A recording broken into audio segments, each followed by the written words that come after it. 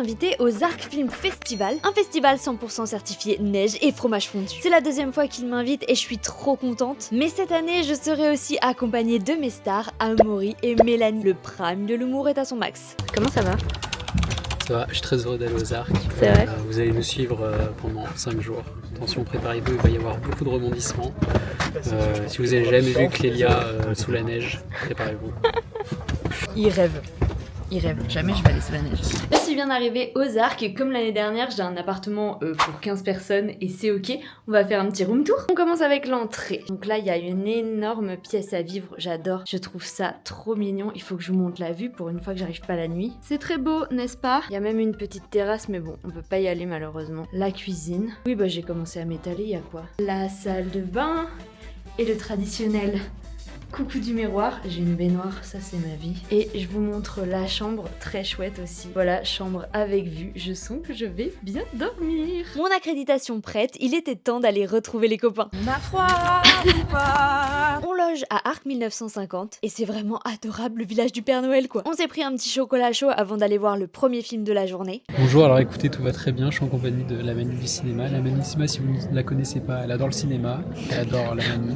C'est tout naturellement que ça s'appelle la Manu du cinéma. Oh waouh, et c'est que l'heure numéro 3, je tiens à le dire. C'est parti pour The Last Viking. The Last Viking, c'est vraiment le film que tu vas voir parce qu'au générique il y a écrit Mads Mikkelsen, c'est ce qu'on appelle une valeur sûre dans le cinéma, n'est-ce pas? Mais en même temps, c'est Mads Mikkelsen avec un casque de viking, une tenue et une pensée de John Lennon et qui vole des chiens, qui a une passion chien, ça on aime beaucoup. Mais en même temps, c'est une histoire d'amour avec son frère fraternel et en même temps pas vraiment d'amour. C'est un film qui est chelou, bizarre, étonnant et en même temps il faut des films comme ça je pense, on en a besoin. Je savais pas trop à quoi je m'attendais, j'avoue que étant donné qu'il avait été programmé au pif, je m'attendais à ce qu'il soit un petit peu décalé, il se trouve que ça l'est, hein. C'est vraiment un film décalé. J'ai trouvé ça touchant, très what the fuck, mais en même temps j'aime les films qui tentent des choses comme ça et il y a des séquences quand même très drôles, un personnage vraiment absurde sur plein de points. Donc non, bonne découverte. Après je vais pas vous mentir, je suis très fatiguée et pendant le visionnage du film, à un moment, c'est vrai que le danois m'emportait un petit peu. Ça te fait rire ce que j'ai dit? Et en même temps, je comprends parce que je suis pas bilingue danoise non plus. Et c'est vrai qu'il y a des moments, c'est une jolie langue, mais fermer les yeux et écouter seulement, ça aurait été bien aussi. C'est parti pour le deuxième film, I Swear, un film qui parle du syndrome de Gilles de la Tourette. Du même réalisateur que Nanny McPhee d'ailleurs.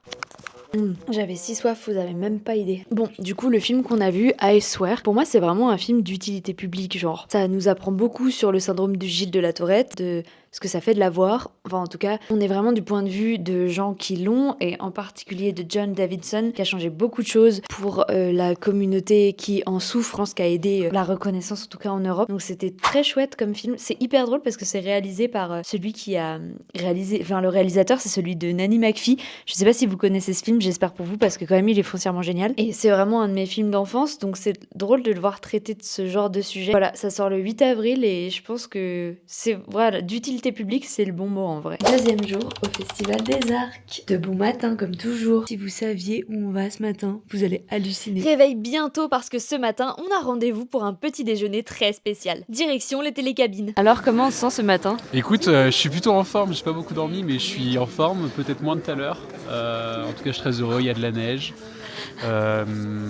Voilà. Mélanie, elle est en forme. Hein. J'ai envie d'un café quand même. Ça. Et on va prendre quoi? Une remontée mécanique? Un café. Petit face à la grande. Face à la beauté des montagnes. On prend plus le temps d'apprécier les belles choses de la vie. Bon, mais les laissez pas tous les deux tout seuls. Hein. Après, on a pris une autre télécabine. On monte très haut. C'est plus très haut. Salut Mélanie. Entre la fatigue et le manque d'oxygène, on était en roue libre. On est arrivé au sommet. C'est incroyable. Et c'est vrai que la vue était absolument incroyable. Maintenant, place au petit-déj avec cette vue. Je pense que c'est le petit déjeuner le plus incroyable que j'ai jamais fait. Le plus improbable aussi. Au moins. Au moins. Mais attendez, je vous ai pas dit. Pour redescendre, on nous a proposé l'option tyrolienne. Et évidemment, avec Mélanie, on a dit oui. Par contre, Amaury s'est fait shut down par l'altitude, on l'embrasse. C'était tellement bien. Je redescends pas sur terre parce que c'était fou.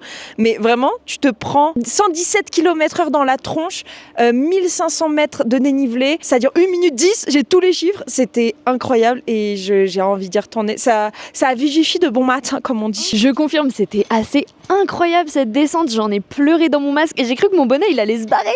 Je le tenais là. Ah, mais c'était fou. En plus, on a Victoire qui nous a mis du bon La La Land avant de partir. Moi j'ai une question. On a vu beaucoup de films ce matin?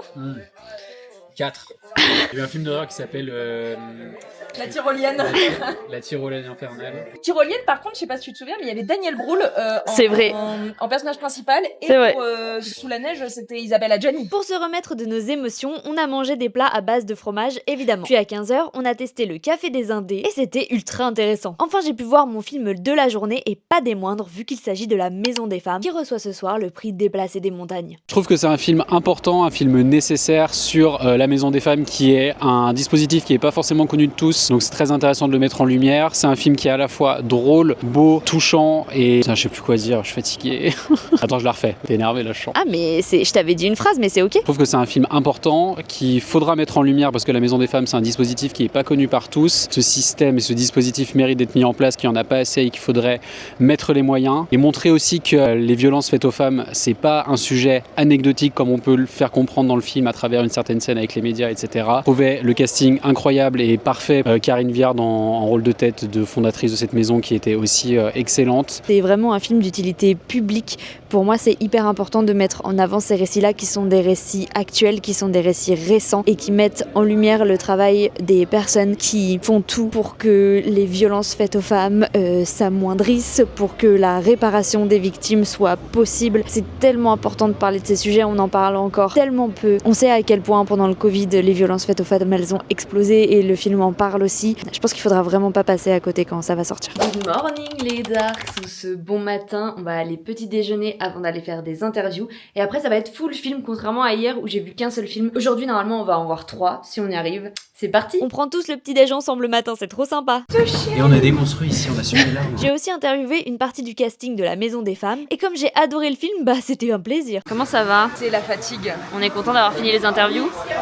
Moi, il m'en reste une. Ah. Ouais, moi, il m'en reste encore une. Bah, en vrai, c'est cool parce que pendant les festivals, si tu dis ouais, regarde des films, bois des causes, c'est trop cool. Non, on travaille aussi, on fait aussi des interviews. Et en vrai, les interviews, c'est, je pense, le meilleur exercice de la Terre, mais c'est épuisant. C'est énergivore de fou. C'est tellement énergivore. Mais oui. Il faut réfléchir à des questions, il faut réfléchir à rebondir.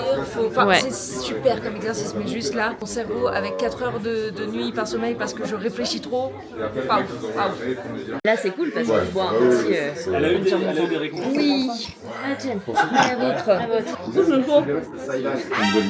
J'étais en train de me dire que j'avais pas vu beaucoup de films hier et donc là je vais aller en voir 3 d'affilée. Direction Ma Frère. Ça fait longtemps que je l'attends celui-là. Bon c'était super bien, un peu long peut-être mais les enfants jouent très bien et surtout je pense que ça ressemble énormément à la réalité des colonies de vacances aujourd'hui. Donc écoutez, plutôt bonne surprise, je suis contente. En fait c'est ouf parce que c'est le 4e film que je vois et je me rends compte que j'ai vu que des bons films. J'ai retrouvé Amaury pour le prochain film L'étrangère. Ça va? Non. Non, si je rigole, ça va très bien. Très heureux de ce 3e jour aux Arcs.